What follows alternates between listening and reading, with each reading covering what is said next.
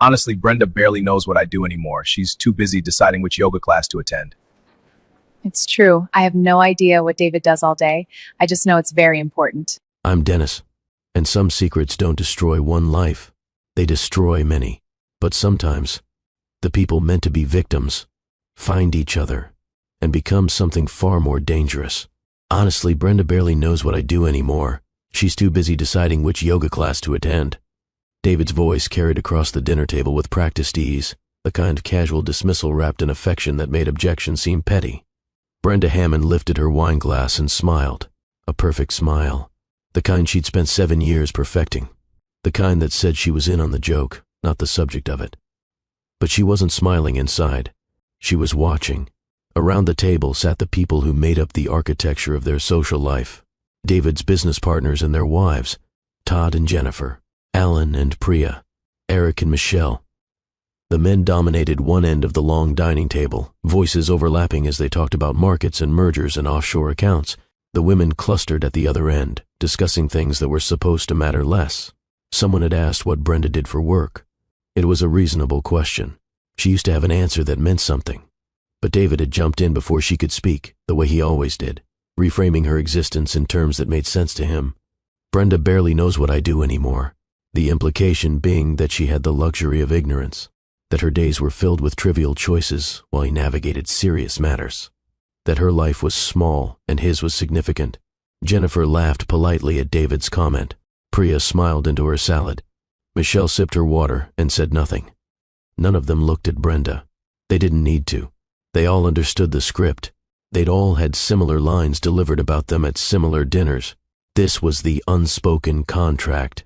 The men provided the status and the financial security. The women provided everything else and pretended not to notice the imbalance. Brenda set her wine glass down carefully. She didn't correct David. She didn't mention that she used to be a researcher focused on digital privacy and women's safety. She didn't explain that she'd left that work because someone needed to manage the endless logistics of their expanding life, and that someone had always defaulted to her. She didn't say any of this because she'd learned that defending herself only made her look defensive. So she performed agreement instead. It's true, she said lightly. I have no idea what David does all day. I just know it's very important. The table laughed. The moment passed. David reached over and squeezed her hand, a gesture that looked affectionate but felt like a reward for correct behavior. The dinner continued. The men's conversation grew louder as the wine flowed. They talked over each other, building on each other's thoughts, a chorus of confidence and certainty. The women spoke in the gaps, when the men paused to drink or check their phones. Brenda noticed things, though, small things that didn't quite fit. She noticed that Todd's hand kept drifting to his phone, even though he'd told Jennifer this was a device-free evening. She noticed Alan checking a notification and smiling in a way that seemed private, almost secretive. She noticed Eric excusing himself to take a call and returning 15 minutes later energized in a way that didn't match the supposed stress of a work emergency. And she noticed David. He was different tonight, more performative. He kept glancing at the other men, sharing looks that seemed to contain entire conversations. There was an energy among them, an undercurrent of something Brenda couldn't name. Excitement, maybe, or complicity. Halfway through the main course, all 4 men stood almost simultaneously. Conference call, David announced.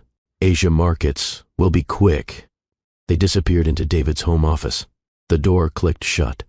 The 4 women sat in the sudden quiet, the absence of male voices creating a space none of them quite knew how to fill.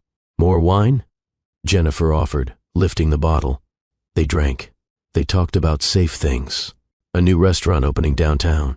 Someone's daughter getting into a good school. The renovations Michelle was planning for their kitchen. Surface conversations that required nothing, revealed nothing, risked nothing. But Brenda kept listening for the men's voices down the hall. She couldn't hear words, only tone. Laughter, louder than a conference call would warrant. The particular sound of men enjoying something together, something they didn't want to share. 20 minutes passed. Then 30. When the men finally returned, they were different. Brighter, almost giddy. David's face was flushed, and it wasn't from wine. Todd clapped Eric on the shoulder like they'd just closed a major deal. Alan couldn't stop grinning. Everything okay? Brenda asked. Perfect, David said. Just boring financial stuff. You wouldn't be interested. There it was again. The casual dismissal. The assumption that her mind couldn't handle the complexity of his world.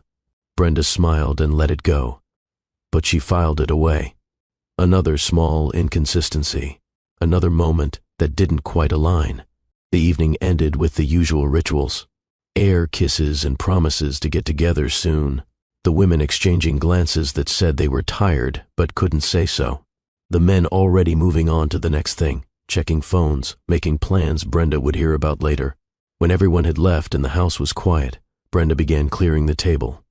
David disappeared upstairs without offering to help. This was expected. She was good at cleaning up after other people. She'd had a lot of practice. She loaded the dishwasher methodically, her hands moving through familiar motions while her mind circled back to the dinner. To David's comment about her not knowing what he did.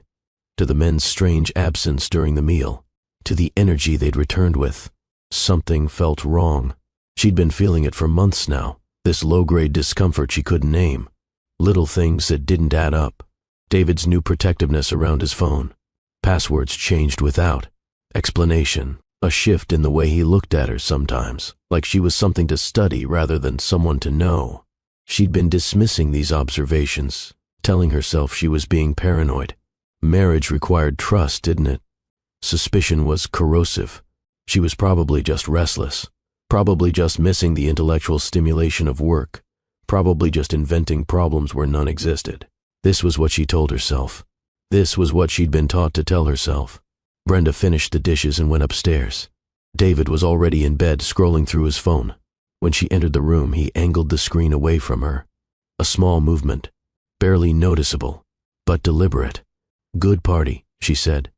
The guys seemed excited about something. David's eyes didn't leave his phone. Just business stuff. Must have been good news.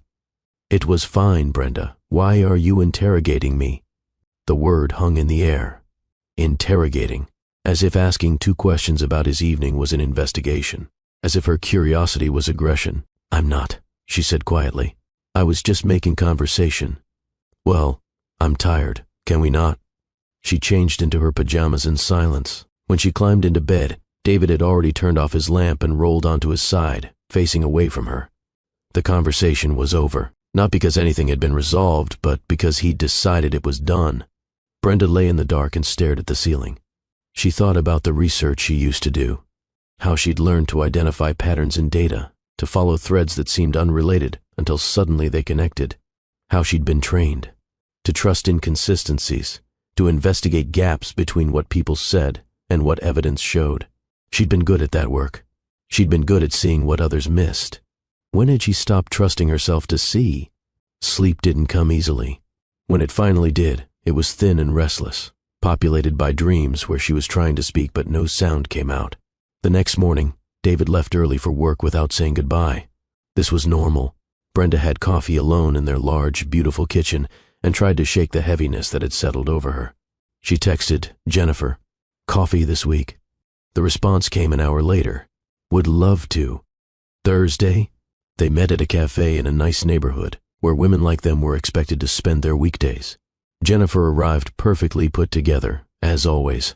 Hair blown out, makeup flawless, designer handbag that cost more than Brenda used to make in a month. They ordered lattes and talked about nothing for 10 minutes. The weather, Jennifer's kids, a charity event they were both expected to attend. Then Brenda tried something. "Can I ask you something?" she said carefully. Jennifer's smile stayed in place, but something shifted behind her eyes. A wariness. "Of course. Does Todd ever seem secretive about his phone?" The question landed like a stone in still water. Jennifer's smile tightened. "What do you mean?" "I don't know, just protective of it, like he doesn't want you to see what he's looking at." "Todd's phone is full of work stuff, Brenda. Confidential client information. He can't just leave it lying around." "Right, of course. I just wondered if you ever felt like..." "Like what?" Brenda heard the edge in Jennifer's voice. The defensiveness. The warning to stop pushing. "Nothing," Brenda said. "Never mind. I'm probably just being weird." Jennifer's expression softened into something that looked like sympathy but felt like pity. "Are things okay with you and David?" "Yeah, fine. I think I've just been in my head too much lately." Maybe you need a hobby or volunteer work, something to fill your time. There it was. The assumption that Brenda's discomfort was a symptom of having too little to do, that her instincts were boredom disguised as suspicion. Maybe, Brenda said. They finished their coffee. Jennifer hugged her goodbye and told her to call if she needed anything, but the subtext was clear. Don't call about this. Don't ask questions that make us both uncomfortable. Don't threaten the stability we've all agreed to pretend we have. Brenda sat in her car in the parking lot and felt the isolation settle over her like fog. She'd tried to reach out. She'd tried to test whether the unease she felt was hers alone or something shared, but Jennifer had shut it down immediately, protecting the structure they all depended on. Or maybe Jennifer was right. Maybe Brenda was inventing problems. Maybe she was being paranoid and ungrateful and… No, she stopped the thought before it could complete itself. Something was wrong. She knew it the way you know when you're being watched. The way you know when someone is lying, even if you can't prove it. She'd spent 7 years learning to dismiss this knowing. 7 years training herself to trust others more than she trusted herself. She was done doing that. Brenda drove home. She had the house to herself. David wouldn't be back until late. Another evening of work commitments she wasn't invited to question. She walked through the room slowly, looking at her life as if she were seeing it for the first time. Everything was beautiful, expensive, carefully curated. Their home had been featured in a design magazine last year. People complimented her taste constantly. But it didn't feel like hers. It felt like a stage set, a performance of a life rather than an actual life. She stopped in the bedroom, looked at the corners of the ceiling. That's when she really noticed them. The cameras. David had installed a new security system 3 months ago. Said it was necessary after some break-ins in the neighborhood. She'd thought it was excessive at the time, cameras in the bedroom, in her closet angled toward the bathroom door. But he'd gotten irritated when she questioned the placement, accused her of being ungrateful for his efforts to keep her safe. So she'd stopped questioning. But now she stood very still and looked at those cameras with different eyes. She thought about David's behavior lately. The way he'd been asking her to wear certain things. The way he'd frame it as flirtation, as spontaneity. But the requests had a specificity that felt scripted. The red dress, not the black one. The heels, not the flats. Could you change in the bedroom instead of the bathroom? Small requests, easy to comply with, easy to dismiss as harmless. But what if they weren't harmless? Brenda's heart started beating faster. She pulled out her phone and searched home security cameras, remote access. The results confirmed what she suspected. Most modern systems allowed owners to view footage remotely through apps or web portals. Some stored footage in cloud accounts. She searched for the brand David had installed, found the user manual online. Read through the technical specifications. Remote viewing, yes. Cloud storage, optional. Multiple user access, available. Her hands were shaking. She was probably wrong. She was probably letting paranoia turn ordinary technology into something sinister.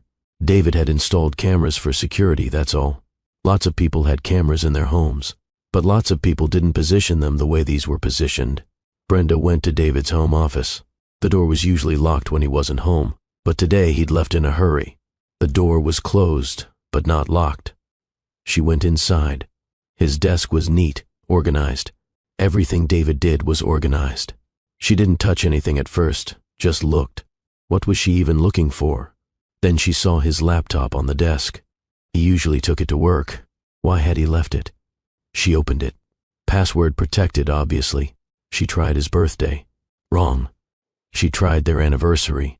Wrong. She tried her birthday, not because she thought it would work, but because some part of her needed to confirm that it wouldn't. Wrong. She sat back. This was stupid. She should stop. She was violating his privacy, ironically enough, searching for evidence that he was violating hers.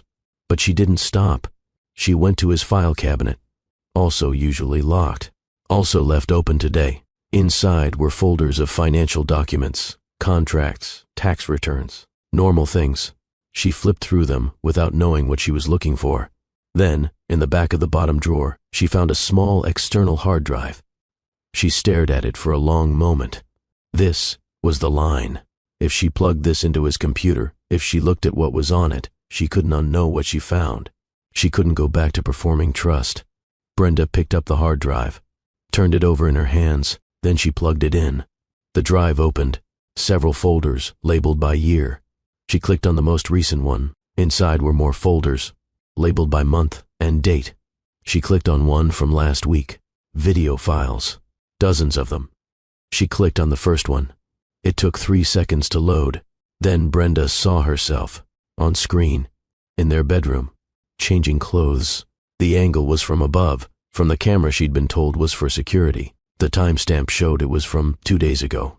She watched herself move across the screen, unaware she was being recorded, unaware the moment was being stored, unaware that her privacy had been reduced to a video file on a hard drive hidden in her husband's office. Her hands went numb.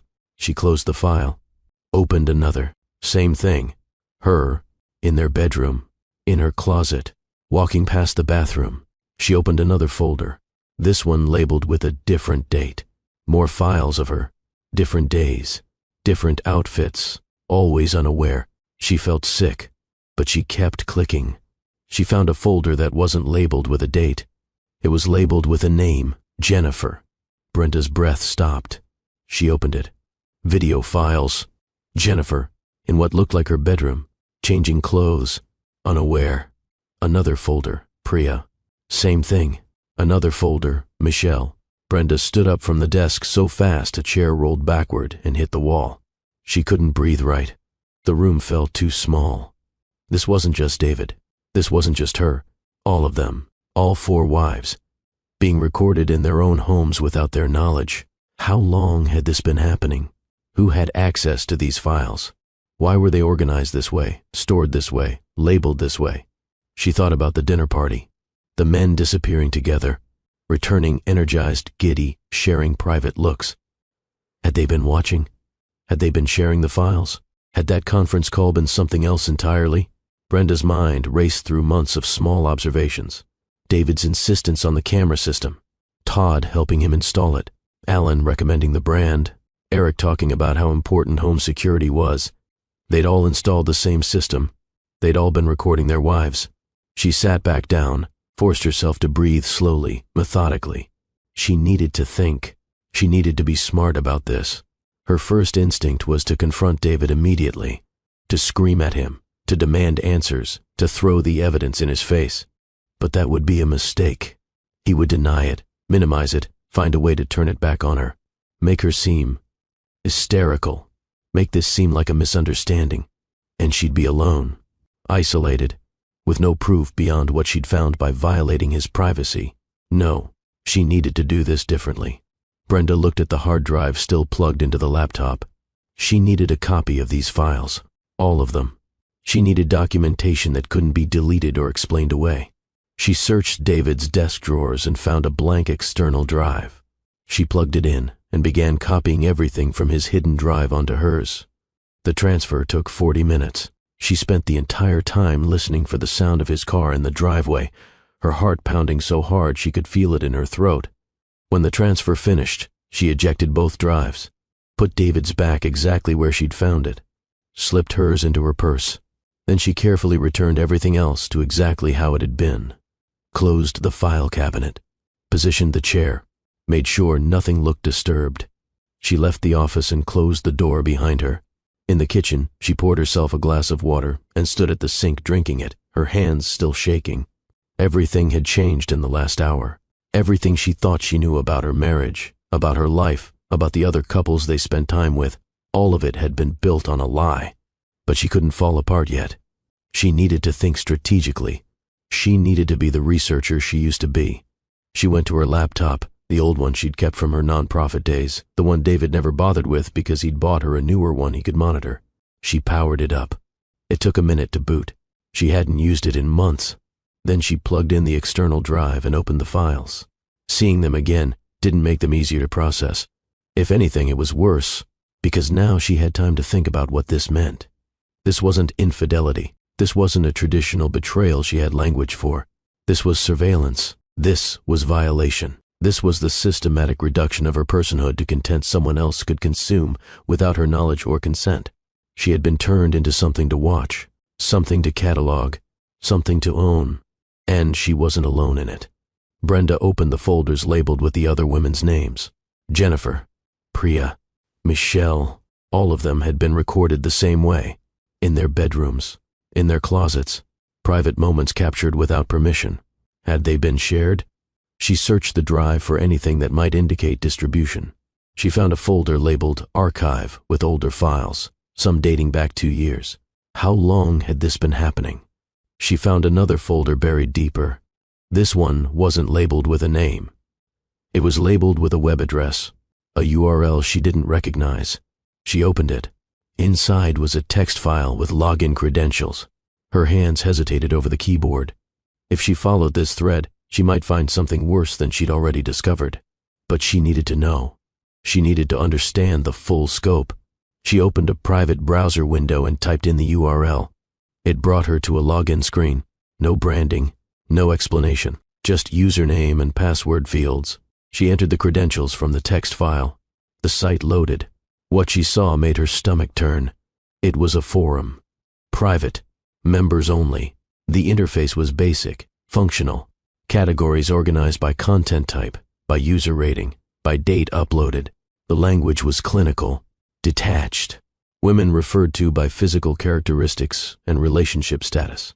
Wife content, girlfriend content, unaware subjects. Brenda clicked on one of the categories. Dozens of video files. Hundreds. Some with her husband's username attached as the uploader. She clicked on one, watched 5 seconds, closed it. It was footage from their bedroom, of her, uploaded here, available to whoever had access to this site. She checked the member count, over 200 users, 200 men, all sharing secretly recorded footage of women who had no idea they were being filmed. Brenda closed the laptop. She sat in complete silence for a long time.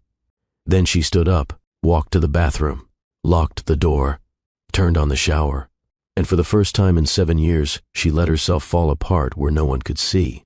She cried hard enough that her chest hurt, not just for herself, for Jennifer, for Priya, for Michelle, for every woman whose image was on that forum, for every violation disguised as love.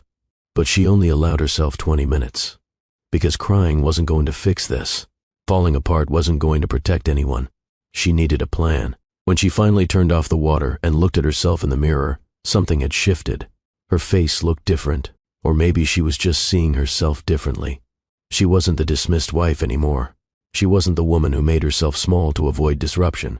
She was someone who had information, someone who understood the scope of the violation, someone who could build a case. That evening, David came home late, as expected. Brenda had spent the afternoon researching digital forensics, surveillance law, privacy violations. She'd made notes, started building a timeline. But when he walked through the door, she was in the kitchen making dinner, performing normalcy. "Hey," he said, kissing her cheek. "Sorry I'm late." "No problem. How was your day?" "Long. Yours?" "Fine. Quiet." He loosened his tie and poured himself a drink, stood in the kitchen scrolling through his phone while she finished cooking. She wanted to throw the pan at him. She wanted to scream. She wanted to watch him realize that she knew, that the power had shifted, that he'd underestimated her catastrophically. But she didn't. She served dinner. She asked about his work. She laughed at the right moments. She performed trust, even though every cell in her body wanted to perform rage. Because rage was satisfying, but it wasn't strategic. And Brenda needed to be strategic now. After dinner, she excused herself to take a bath, locked the bathroom door, checked to make sure there were no cameras inside. There weren't. The violation had boundaries apparently, lines even predators wouldn't cross. She sat in the tub and made decisions. She couldn't confront David alone.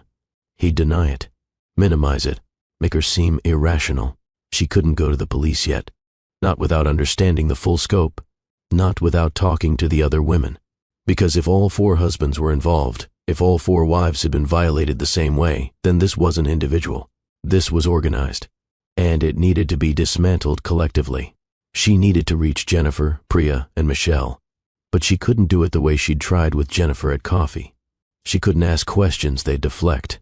She needed to show them proof they couldn't rationalize away. She needed to break through their trained instinct to protect the structure. And the only way to do that was to make the violation undeniable. Brenda spent the next 3 days moving carefully, She set up an encrypted email account using software she remembered from her research days. She created a secure file-sharing platform. Then she carefully selected one video file from each of the other women's folders. Footage that was clearly from their homes, clearly recorded without their knowledge, clearly violating. She uploaded each file to the secure platform and created unique access links for each woman. Then she drafted an email. Short, direct. You're being recorded in your own home without your knowledge. The attached file is proof. I know this because I was too. We need to talk. Use this encrypted platform. You're not alone. B. She sent the email to Jennifer first. From an anonymous account to Jennifer's personal email, not the one Todd might have access to. Then she waited. 4 hours later, a message appeared on the encrypted platform. Jennifer had created an account. The message was 2 words, "Oh God." Brenda typed back, "I know. Are you somewhere safe to talk?" "He's at work. I'm home. Is this real?" "Yes." "How long?"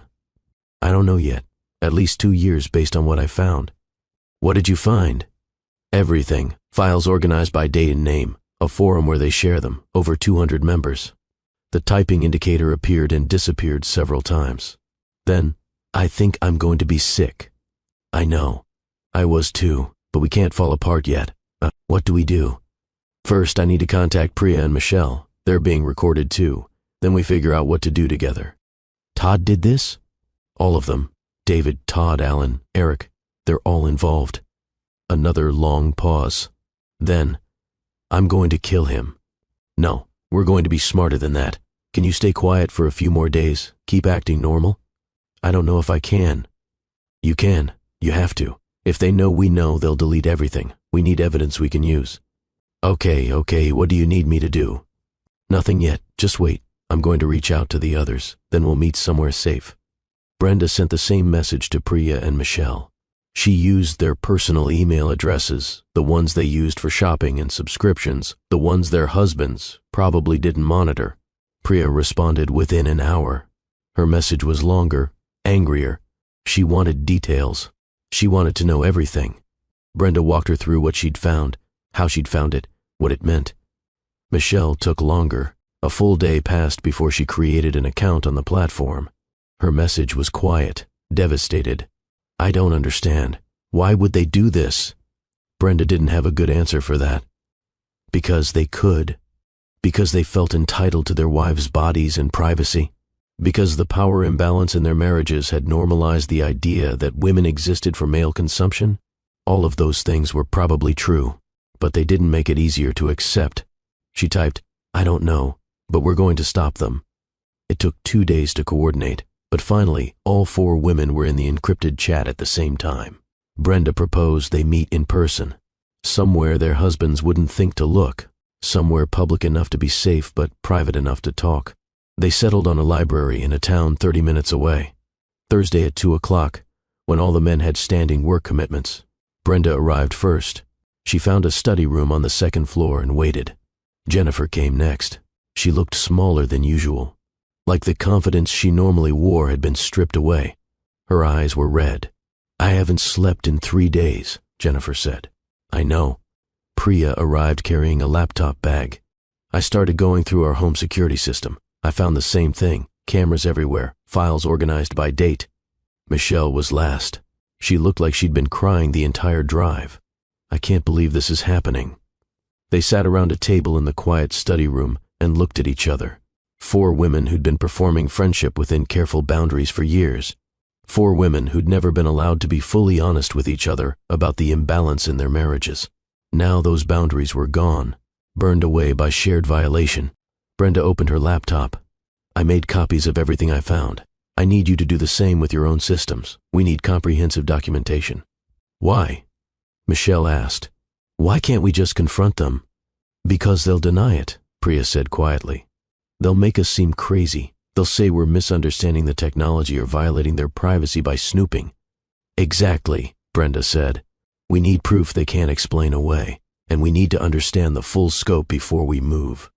She turned the laptop so they could see, showed them the forum, the member count, the categories, the clinical language used to describe women.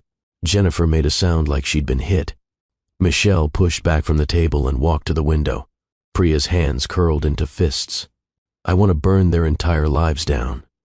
We will, Brenda said, but strategically. We need to know who else is involved. We need evidence that will hold up. We need a plan that doesn't just destroy our marriages. We need one that protects other women. How? Jennifer asked. We document everything. We make copies they don't know exist. We research the legal options, and we build a case that exposes the entire network. Priya leaned forward. I used to be a journalist. I know how to investigate. I know how to build a story. I have architectural training, Jennifer said. I can map systems, figure out how things connect. Michelle spoke from the window without turning around. I have a law degree. I never used it, but I have it. I can research the statutes. Brenda felt something shift in the room. Not hope exactly, but something like it. Something like purpose. Then we do this together, she said. We stop being isolated. We stop protecting their secrets, and we take back control of our own narratives. The four women looked at each other, and for the first time in years, maybe in their entire marriages, they stopped performing. They were angry. They were devastated. They were terrified. But they were together. And that changed everything.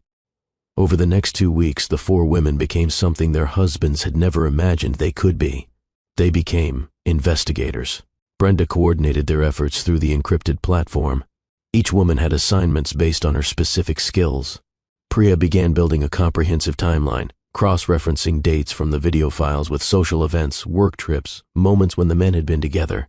Jennifer mapped the technical infrastructure, documenting camera placements, equipment models, network connections. Michelle researched federal and state laws around surveillance, consent, digital privacy violations. And Brenda held it all together. She created shared folders where they could upload evidence. She organized their findings into categories. She maintained the structure that would allow them to see patterns none of them could see alone. They worked in fragments of time stolen from their regular lives. An hour here while husbands were at work. 30 minutes there while pretending to run errands. Late nights after the men had gone to sleep. And through it all, they performed normalcy. This was the hardest part, harder than the investigation itself. Coming home each evening and smiling at the men who had violated them. Making dinner, making conversation, making love when expected because refusing would raise suspicion. Brenda had never felt more distant from her own body. Every interaction with David felt like a performance she was watching herself give. She could see herself moving through the motions, could hear herself saying the right things, but she wasn't present in any of it. She was present only in the work, in the investigation, in the evidence that grew more damning every day. 3 days after the library meeting, Brenda found something that changed everything. She'd been going through the forum more carefully, using techniques she remembered from her research days to track user behavior and connections. She created a fake account, carefully constructed to look legitimate, and gained access to deeper sections of the site. What she found there made the bedroom cameras look almost innocent. There was a trading system. Members earned points by uploading new content. Those points could be used to access premium folders. And in those premium folders were videos from sources beyond home cameras, hotel rooms, changing rooms, gym showers, public bathrooms, hundreds of women, thousands of videos, a vast network of surveillance that extended far beyond 4 marriages. Brenda sat very still as she scrolled through category after category. Some videos were labeled with first names, some with physical descriptions, some with locations and dates. All of them were women who had no idea they were being recorded. This wasn't just about her and Jennifer and Priya and Michelle anymore. This was industrial, organized, systematic. She screenshot everything, documented the structure of the site, identified the administrators, traced the hosting to an overseas server designed to make shutdown difficult. Then she brought it to the other women. They met again at the library. This time Brenda didn't ease into the information. She just showed them. Oh God, Jennifer whispered. This is so much bigger than we thought. Priya was already taking notes. We need to contact the FBI. This is sex trafficking territory. This is federal. I know, Brenda said. But we need to be careful about how we approach this. If we go to authorities without understanding the full scope, they might shut down the forum before everyone involved can be identified. So what do we do? Michelle asked. We need a lawyer, Brenda said.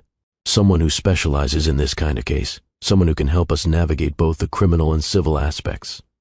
Michelle pulled up her laptop. I've been researching attorneys. There's a firm 3 hours from here that handles digital privacy violations and gender-based violence. They've won major cases against tech companies and won settlements for victims of revenge porn. Can we trust them? Jennifer asked. I think we have to, Brenda said. We can't do this alone anymore. It's too big. They drafted an email together, carefully worded, explaining the situation without revealing identifying details yet, asking for a confidential consultation. The response came within 2 hours. The attorney's name was Rebecca Fain. She'd been prosecuting digital privacy cases for 15 years. She wanted to meet with them as soon as possible. She could come to them if necessary. They scheduled a meeting for the following Tuesday. Neutral location, coffee shop in a different town. Somewhere none of their husbands would accidentally see them. In the meantime, they kept gathering evidence. Brenda discovered that David had been part of the forum for at least 3 years. His upload history showed consistent activity. He was one of the top contributors. He had a reputation among members for high-quality content and creative camera placement. Reading men discuss her husband's skill at violating her privacy made Brenda's skin crawl. But she documented it all. Screenshot after screenshot. Evidence that couldn't be denied or explained away. She also noticed something else. The men were getting careless. David came home one evening and left his phone on the kitchen counter while he showered. He'd never done that before. The paranoid protectiveness he'd shown for months had relaxed slightly. Brenda stared at the phone for a long moment. Then she picked it up. His passcode was still unknown to her, but the phone was already unlocked. He'd forgotten to lock it. She opened his messages, scrolled past work emails and calendar notifications, found a group chat labeled only with an abbreviation that meant nothing to anyone outside the group. Inside were messages between David, Todd, Alan, and Eric. Her hands shook as she read. The messages were casual, joking. They discussed the forum the way people discussed sports or hobbies. They shared tips on equipment. They rated each other's uploads. They talked about their wives like they were talking about objects they owned. One message from Todd. Jennifer bought new lingerie. Should have good content this weekend. One from Alan. Priya's been working out more. Really paying off. One from Eric. Check the forum tonight. Uploading something special. And David's responses were just as casual, just as dehumanizing, just as complicit. Brenda took photos of the entire conversation. Then she carefully placed the phone back exactly where David had left it. When he came out of the shower, she was chopping vegetables for dinner, smiling, asking about his day. He had no idea that she'd just documented his confession. The meeting with Rebecca Fain happened in a corner booth of a quiet coffee shop. The 4 women arrived together this time. United front. Rebecca was younger than Brenda expected. Early 40s, sharp-eyed, carrying herself with the kind of confidence that came from winning battles most people didn't know how to fight. She listened to their story without interrupting, took notes, asked clarifying questions. Her expression never changed, but Brenda could see the anger building behind her professional composure. When they finished, Rebecca set down her pen. This is one of the most comprehensive cases of coordinated digital abuse I've encountered, she said. You've done excellent work gathering evidence, better than some law enforcement agencies I've worked with. What are our options? Michelle asked. Multiple tracks, Rebecca said. Criminal and civil. The criminal side involves reporting to federal authorities. The FBI has a division that handles cybercrimes and sexual exploitation. What you've described, the forum, the distribution network, the number of victims, that's their jurisdiction. Will they take it seriously? Priya asked. With the evidence you have, absolutely. The challenge is usually proving these cases. But you have direct access to the perpetrator's systems. You have documentation of uploads. You have the forum itself. That's a prosecutor's dream. And the civil side? Brenda asked. You can sue your husbands for damages, illegal surveillance, intentional infliction of emotional distress, violation of privacy. Depending on your state's laws, you might have additional claims. The settlements could be substantial. We don't care about the money, Jennifer said quietly.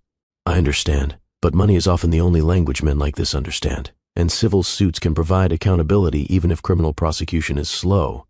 Rebecca pulled out a tablet and opened a document. Here's what I recommend. We coordinate with federal investigators. I have contacts at the FBI who specialize in these cases. We provide them with everything you've gathered. They'll obtain warrants, seize equipment, analyze the full scope of the network. How long does that take? Michelle asked.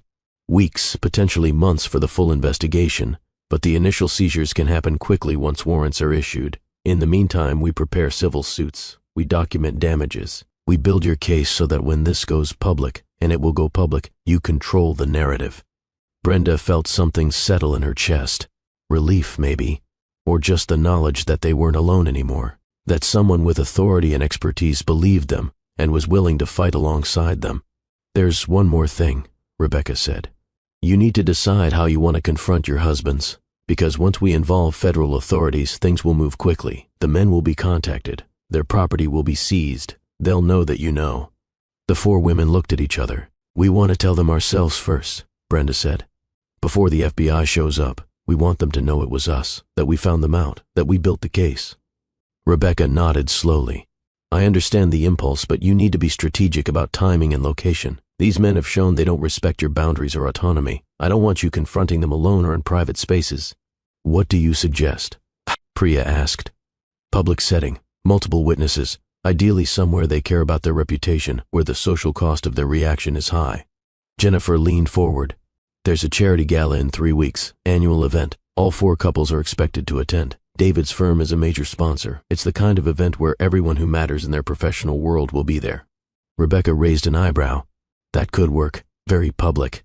Hard for them to make a scene without consequences. You'd have leverage. We'd need everything in place before then, Brenda said. Federal investigation ready to move. Civil suits prepared. Evidence secured so they can't delete it. That's tight timing, Rebecca said. But possible. I'll contact my FBI connection today. If we move fast, we can have warrants ready to execute the day after the gala. So we confront them at the event, Michelle said slowly. Tell them we know. Let them panic. And the next day the FBI shows up before they can destroy evidence. Exactly, Rebecca said. You get your moment of control. They get the full weight of consequences. The women agreed. 3 weeks. 3 more weeks of performing normalcy. 3 more weeks of gathering evidence and building the case. 3 more weeks of living with men who had no idea their entire lives were about to collapse. It felt like both forever and not enough time. Brenda left the meeting feeling something she hadn't felt in weeks. Not hope exactly, but purpose, direction, the sense that they were moving toward something instead of just drowning in what had been done to them. That evening, David came home in a good mood. He'd closed a deal, made partner on a major account. He was celebrating, wanted to open champagne, wanted Brenda to be excited with him. She performed excitement, smiled and toasted, and let him talk about his success. And the entire time, she thought about the gala, about standing in front of him and everyone he wanted to impress, about telling him she knew, about watching his face as he realized she'd been investigating him for weeks while he thought she was just his oblivious wife. The anticipation was almost enough to get her through the performance. Almost. The next 2 weeks blurred together. The women worked constantly. Priya finished the timeline and it was devastating in its completeness. Every upload, every forum interaction, every moment of violation documented with dates and times. Jennifer mapped the technical infrastructure and discovered something useful. All 4 men used the same encrypted cloud service to store their files. The same service with a vulnerability that, if exploited correctly, could allow complete access to everything they'd ever uploaded. Michelle found case law that strengthened their position, recent court decisions that had expanded definitions of consent and privacy in the digital age, precedents that would make prosecution easier, and Brenda held it all together. She was the center point, the organizer, the one who made sure nothing fell through the cracks. But the strain was showing. She stopped sleeping well, stopped eating regularly. She'd catch herself staring into space, losing time, her mind circling back to the same questions. How had she not known? What had she missed? How long could she keep performing before she broke? Jennifer noticed, sent her a private message on the encrypted platform. Are you okay? Brenda typed back, no, but I will be. We're almost there. I know. After this is over, we should all get therapy, like serious therapy. Definitely. I keep thinking about what happens next, Jennifer wrote. After the gala, after the FBI, after the divorces, what does our life look like? Brenda didn't have an answer for that. She couldn't see past the confrontation, couldn't imagine what existed on the other side of this. I don't know, she typed, but it has to be better than this.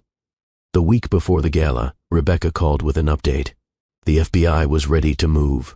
They had reviewed the evidence, obtained preliminary warrants, identified additional members of the forum, including several high-profile individuals. "This is going to be national news," Rebecca said. "When this breaks, it's going to be everywhere. You need to prepare for that, for media attention, for people wanting your story." "We don't have to talk to media, do we?" Brenda asked. "No, I can handle press inquiries, but your names will likely become public once charges are filed. You should think about how you want to manage that." Brenda shared this with the other women. They decided to stay silent. No interviews, no public statements. Let the evidence speak. Let the men face the consequences without getting to shape the narrative. 3 days before the gala, David asked Brenda what she was planning to wear. "I don't know yet," she said. "Why?" "Just want to make sure we look good together. It's an important night." She almost laughed. He had no idea how important. "I'll find something appropriate," she said. She chose a dress that made her feel powerful. Deep blue. Elegant. The kind of outfit that commanded attention without asking for it. When she looked at herself in the mirror the night of the gala, she barely recognized the woman staring back. She looked stronger than she felt. Calmer than she had any right to be. David came up behind her, put his hands on her shoulders. "You look beautiful," he said. She met his eyes in the mirror. "Thank you." He had no idea this was the last time he'd touch her without consequences. The gala was held at a hotel downtown. Beautiful venue. Crystal chandeliers and marble floors. The kind of place where wealthy people gathered to congratulate themselves for caring about charity. Brenda and David arrived together. She saw Jennifer and Todd across the room, Priya and Alan near the bar, Michelle and Eric talking to another couple. The 4 women made eye contact. Brief, enough to confirm they were all there, all ready. Rebecca was present too, though not obviously. She sat at a table near the back, dressed like any other guest, but Brenda knew she was there as backup, as witness, as insurance. The evening proceeded normally at first. Cocktails, small talk, the kind of shallow conversations Brenda had been navigating for years. David was in his element, shaking hands, networking, introducing Brenda to people who would pretend to care what she did until they realized she didn't do anything they considered important. She smiled through it all, played her part. But she was watching the clock. 9:30. That's when they'd agreed to move. After dinner, after the speeches, when most people were drinking and relaxed and the men would be feeling confident. 9:25. Brenda excused herself to the restroom. On the way, she caught Jennifer's eye, then Priya's, then Michelle's. They all converged in the hallway outside the ballroom. "Ready?" Brenda asked. Jennifer's hands were shaking. "I think I'm going to throw up." "Breathe," Priya said. "We're doing this together." Michelle nodded. For everyone they hurt, not just us. They stood in a circle for a moment. 4 women who'd been taught to stay quiet, to accommodate, to make themselves smaller. Not anymore. They walked back into the ballroom together. The men were standing in a group near the bar. David, Todd, Alan, Eric, laughing about something. Drinks in hand, masters of their universe. Brenda approached first. The others followed. David saw her coming and smiled. "There you are. We were just talking about the cabin trip next month. I told the guys we're in." Brenda stopped in front of him, close enough that he could hear her clearly, but far enough that she wasn't in his space. "We need to talk," she said. His smile faltered. "Now? Can it wait?" "No." Something in her tone made him pay attention. Made all 4 men pay attention. "What's wrong?" David asked. Brenda looked at him. Really looked at him. This man she'd spent 7 years with. This man she'd trusted. This man who'd turned her most private moments into content for strangers. "We know about the cameras," she said. The shift in the air was immediate. David's expression went blank. Todd's drink stopped halfway to his mouth. Alan took a step back. Eric looked at Michelle. "What are you talking about?" David said, but his voice had lost its confidence. "The cameras you installed in our homes," Jennifer said, stepping forward. "The ones you told us were for security. The ones you used to record us without our consent," Priya added. "The ones you used to create content for your forum," Michelle finished. The color drained from David's face. People around them were starting to notice. Conversations dropping off. heads turning toward the commotion. "Brenda, I don't know what you think you found, but I found everything," she said. Her voice was calm, steady. She'd practiced this. "I found the files on your hard drive, the folders organized by date and name. I found the forum where you share them. I found your messages with Todd and Alan and Eric where you discuss us like we're objects you own." David reached for her arm, but she stepped back smoothly. "Don't," she said. Todd tried to intervene. "I think there's been a misunderstanding. We should talk about this privately." "No," Jennifer said. "We're done with private. We're done with you controlling when and how we're allowed to speak." A crowd was gathering now, people sensing drama, the kind of scene that would be discussed for months in their social circle. Alan looked at Priya desperately. "You're making a mistake. You don't understand the context." Priya laughed. It was not a kind sound. "I understand perfectly. I'm a journalist, remember? I know how to investigate. I know how to build a story. And the story here is that you four built a network to violate women's privacy. You recorded us. You uploaded us. You traded us like we were currency." Eric's hands were shaking. "Michelle, please, let's go somewhere and talk about this." "We have talked," Michelle said, "with an attorney and with the FBI." That word dropped like a bomb. FBI. The men's expressions shifted from defensive to panicked. "You did what?" David said. "We built a case," Brenda said. "We documented everything, every file, every upload, every message, every woman you violated. We gave it all to federal investigators." "Tomorrow morning," Jennifer said, "they'll be executing search warrants, seizing your computers, your phones, your cloud accounts. Everything you've done is going to be exposed," Priya said. "Everyone you've hurt is going to know what you did," Michelle finished. The four men stood frozen. Around them, the crowd had gone completely silent. 100 witnesses watching their world collapse in real time. David tried one more time to control the situation. "This is insane. You're all being hysterical. Someone has clearly put ideas in your heads." "Stop," Brenda said. The word came out sharp. Final. "Stop trying to make us doubt ourselves. Stop trying to make this our fault. You did this. You violated us. You betrayed us. You turned our most private moments into entertainment for strangers." She looked around at the crowd, at David's colleagues and clients and professional contacts.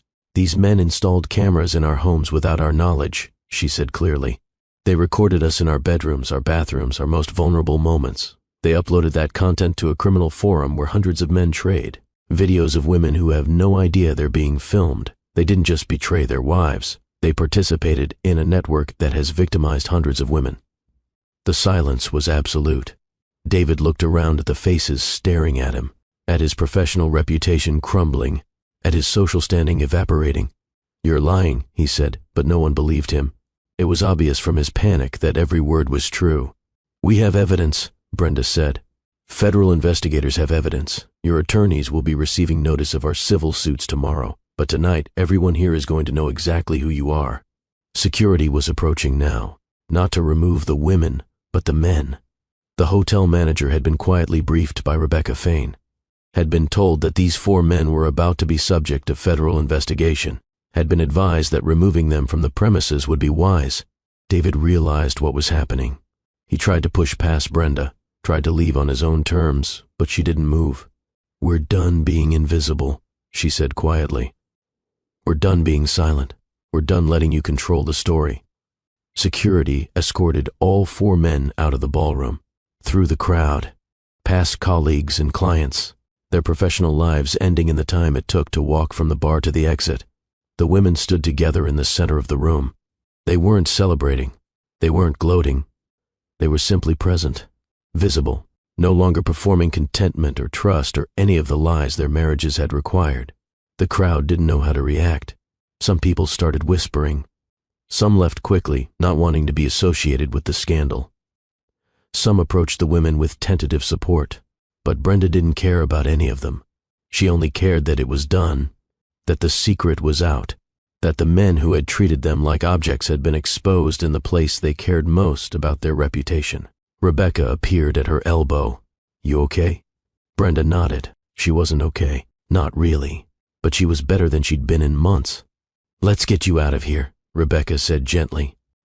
The four women left together, not through the front where the men had been escorted, through a side exit where they could leave without spectacle. Outside, the night air was cold and sharp. Brenda breathed it in deeply. "What happens now?" Jennifer asked. "Now you go home," Rebecca said. "Pack anything you need. Stay with friends or family if you can. Tomorrow the FBI will execute warrants. Things will move fast, but you're safe, you're protected, and you just did the hardest part." The women looked at each other, bonded by violation but no longer defined by it. They'd been silenced for so long, isolated for so long, made to believe their instincts were wrong and their voices didn't matter. Tonight, they'd reclaimed both. Brenda drove home alone. The house was dark. David wasn't there. Didn't matter. She wasn't staying. She packed a bag, took only what was hers, left the beautiful prison she'd called home for 7 years. And as she walked out the door for the last time, she didn't look back. The next morning, federal agents arrived at David's office with warrants. At Todd's home, at Alan's workplace, at Eric's business. They seized computers, phones, hard drives, cloud accounts, everything. The investigation moved exactly as Rebecca had predicted. Fast, thorough, devastating. Within a week, over 90 men connected to the forum had been identified and charged. The story broke nationally. Headlines about a secret network of men recording and trading videos of women without consent. David's firm terminated his partnership immediately. Todd lost every client. Alan was fired from his media position. Eric's investors pulled all funding. Their professional lives disintegrated. Their social standing evaporated. Their marriages ended in divorce proceedings that heavily favored the women they'd violated. And through it all, Brenda stayed quiet. She didn't give interviews, didn't make statements, let the evidence speak for itself. She focused on rebuilding instead. She reconnected with her old professional network, discovered that organizations focused on digital safety desperately needed people with her expertise. She consulted, she researched, she wrote policy recommendations. She reclaimed the part of herself she'd set aside to fit into David's life. The other women did the same. Jennifer returned to architecture, designing secure spaces for domestic violence survivors. Priya wrote a long-form investigative piece that won awards and relaunched her journalism career. Michelle used her legal training to advocate for stronger digital consent laws. They stayed close, met for coffee weekly, not to rehash trauma, but to celebrate survival, to remind each other that they'd chosen solidarity over silence, and it had saved them. 6 months after the gala, Brenda sat in her new apartment, smaller than the house she'd shared with David, but entirely hers. She was working on a research project about privacy violations and systemic abuse, using her experience to help other women recognize the signs, to trust their instincts, to know they weren't alone. Her phone buzzed. A message in the group chat with Jennifer, Priya, and Michelle. Jennifer, champagne tonight? We should celebrate. Michelle, what are we celebrating? Jennifer, being alive, being free, being us. Brenda smiled, typed back, I'm in. She looked around her small office, at the research materials spread across her desk, at the work she was doing that mattered. For 7 years she'd made herself smaller to fit someone else's story. She'd silenced her voice to keep peace. She'd dismissed her instincts to maintain stability. Never again. She was writing her own story now. And it began with a woman who chose to trust herself more than she trusted the man who lied to her, who chose voice over silence, who chose solidarity over isolation. The divorce was finalized. The settlement gave her financial independence. The legal system was doing its work, but the real victory wasn't about money or justice. It was about standing in her own space, using her own voice, living her own life without apology or accommodation. She had spent years being erased from her own narrative. Now she was the author, and the story she was writing had nothing to do with the man who'd betrayed her. It had everything to do with the woman she'd remembered how to be. Before we close this story, I need to step out of the narrative for a moment and talk to you directly, because what you just heard isn't just a story about bad men getting caught. It's about something deeper that affects so many of us every single day. It's about learning to trust yourself when everyone around you says you're wrong. Here's what I've learned through stories like Brenda's, through conversations with real people who've lived through versions of this, through my own journey of understanding power and voice and silence. Silence is not the same as peace, and staying small is not the same as staying safe. So many of us, especially those raised to be accommodating, to not make waves, to keep everyone comfortable, we learn to dismiss our own knowing. We notice things that don't sit right. We feel things that don't add up, but then we tell ourselves we're being dramatic, paranoid, too sensitive. We've been trained to trust others more than we trust ourselves. And people who want to control you, they rely on that training. They depend on you doubting yourself more than you doubt them. Brenda had instincts screaming that something was wrong, but she'd spent years being told those instincts were the problem. That's the real violation, not just what was done to her, but how she was conditioned to ignore her own inner voice telling her to pay attention. Here's the lesson I want you to take from this. Your instincts are not your enemy. Your discomfort is not a character flaw. When something feels wrong, that's your wisdom trying to protect you. Listen to it. Trust it. Stop apologizing for having boundaries and stop second-guessing yourself into compliance. Now here's the practical part I want you to apply to your own life. Information is power, but only if you're willing to see it. Brenda didn't just get lucky stumbling onto the truth. She made a choice. She chose to investigate instead of dismiss. She chose to stop performing trust and start verifying reality. She used skills she thought she'd lost. She reached out even when it felt terrifying. She built evidence when it would have been easier to pretend ignorance. You have more power than you think. The skills you use to manage your life, to navigate complicated relationships, to keep track of 1,000 moving pieces, those same skills can protect you. Build your case. Create your exit plan. Gather your evidence. You are not powerless just because someone told you that you are. And here's the part that matters most. You don't have to do it alone. Brenda thought she was isolated. She thought the other women wouldn't believe her. But when she showed up with truth instead of just questions, when she offered evidence instead of asking for validation, everything changed. The isolation that kept them all compliant shattered the moment they chose to trust each other more than they trusted the men who were lying to them. If you're in a situation where something feels wrong, find your people. The ones who won't gaslight you. The ones who will believe you. The ones who will help you build your plan and stand with you when you execute it. You deserve to be believed. You deserve to trust yourself. You deserve to be surrounded by people who don't require your silence to maintain their comfort. So here's my prayer for you today, wherever you are, whatever you're facing. I pray you find the courage to listen to that voice inside you that's been trying to speak, the one you've been taught to ignore. I pray you trust your own knowing, your own instincts, your own intelligence. It hasn't left you, even when others tried to convince you it wasn't there. I pray for protection over your path, for clarity when things are confusing, for wisdom when you need to make hard decisions, for strength when you feel like you have none left to give. I pray you find people who will stand with you, who will believe you the first time you speak your truth, who will help you carry what feels too heavy to carry alone. And I pray that when your moment comes to use your voice, whether in a courtroom or a living room, or just inside your own heart, that your words are steady, clear, and unshakable. You are not too much. You are not too sensitive. You are not making things up. You are awake. And being awake is the first step toward being free. So trust yourself. Find your people. Build your evidence. And when the time comes, speak your truth without apology. Because dignity always gets the last word. Always. 18 months after the gala, Brenda met the other women for dinner. Not at a restaurant chosen by husbands or dictated by social obligations. A small place they'd picked together. Quiet, comfortable, theirs. They talked about work, about projects and deadlines, and the satisfying exhaustion of doing things that mattered. They talked about trips they were planning, about books they were reading, about lives that belonged to them now. The men came up only briefly. Legal updates, court dates, sentencing hearings, but these were administrative details now, not emotional centers. David had been sentenced to 4 years in federal prison. Todd and Alan got similar sentences. Eric took a plea deal for 3 years. All of them faced massive civil judgments. All of them lost everything they'd built their identities around. But Brenda didn't feel satisfaction in their suffering. She didn't feel anything about them at all.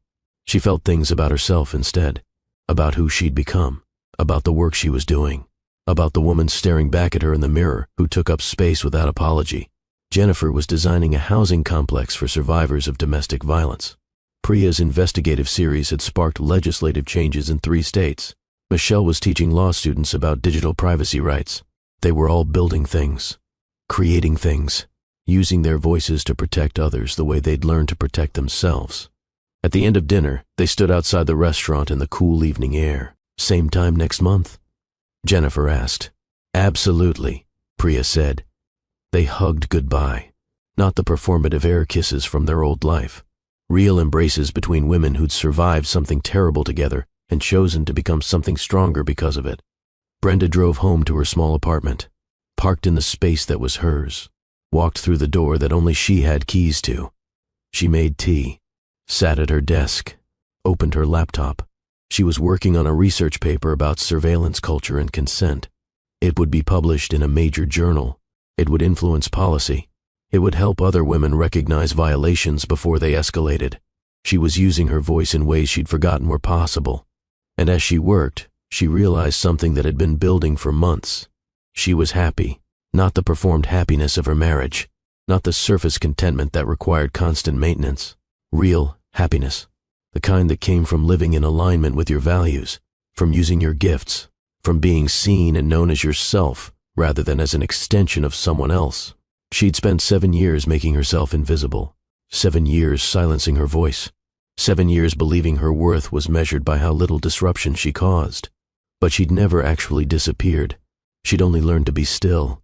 And stillness, she now understood, was not the same as absence. Sometimes stillness was just the gathering of strength before the decision to speak. She had spoken.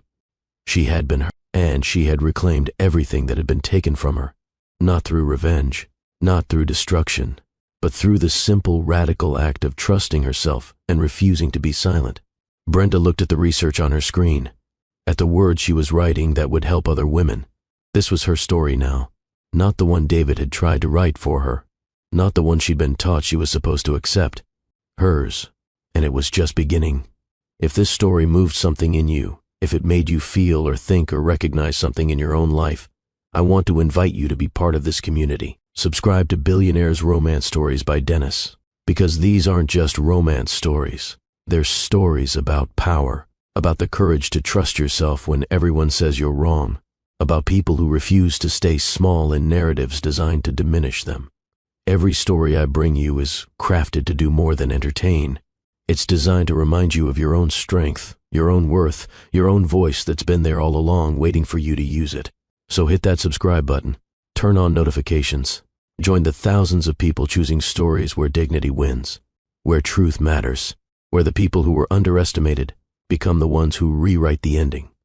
Subscribe to Billionaires Romance Stories by Dennis. Your story isn't over, neither is mine. Let's keep writing the next chapter together, because you deserve stories that remind you who you really are. Stories that show you what's possible when you stop shrinking and start speaking. Stories where the person who was told to be quiet becomes the one whose voice changes everything. Subscribe now, and let's continue this journey together.